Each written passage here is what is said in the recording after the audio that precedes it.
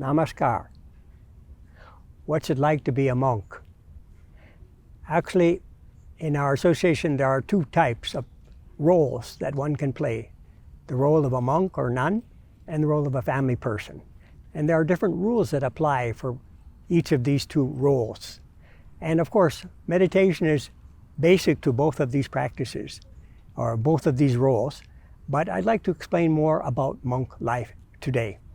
And 47 years ago, I became a monk, and I can say I've not regretted that decision, and I've enjoyed living a monastic life. The most important thing in monk life is to set a good example. And so the monks have different rules that enable them to live a monk life. And those are different from the family person. So there have been many pros and some cons to this way of living. And I can say that, for example, the pro is that if somebody likes to develop their higher consciousness and have time for that, then the monk life is very good. And the monk serves the universal family, whereas the family person serves first their individual family, and then, if they have time, their universal family. But the monk is 24/7 doing service, apart from meditation practice. And so in this way, the roles are clearly defined, and I have enjoyed many, many beautiful experiences in different parts of the world as in doing my work as a monk and a social worker. 50% a monk, 50% a social worker, in the sense that we don't live in the cave or the monastery or the jungle or the forest. We live in the society, because this is the way in which good people can contribute to the betterment of human society. So I remember beautiful experiences when I was in Africa, and I was able to do relief work. Back in 1985, there was a very big famine in Ethiopia, and 3 of the Dadas and 2 of the Didis, we went and did extensive relief work for the people that were starving in that country at that time. Then in 2005, the earthquake tsunami in Indonesia, in Aceh, again, a group of us went there, and we did service there for the people over a 3-year period. So it was a very, very enjoyable time of life. Of course, it's not always easy. The cons, the difficult parts of monk life are when you're young, you know, those natural instincts are strong.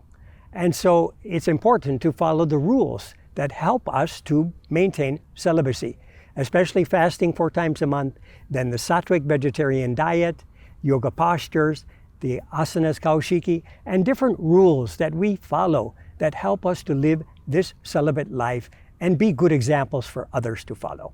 In this way, the monk life has been very good. Some other difficulties I've had, some places they don't like. I remember in one part of the world, they really didn't like the uniform and what it represented, and they used to make vulgar remarks. I'm passing on the street. Anyhow, those are some of the things that can happen. But generally, the monks and nuns, we meet regularly, and there we have a good company. We have the satsang in good company, and we review the progress of our work from, say, we meet about 4 times a year in this part of the world, North America. And so we review our work from the last meeting and share the good news, find out the defects of our work, and plan and how to solve those problems and plan for the future. In this way, we keep a good communication amongst us, and generally the relationship is quite good. And we're happy to see each other after working in our separate places in different parts of North America.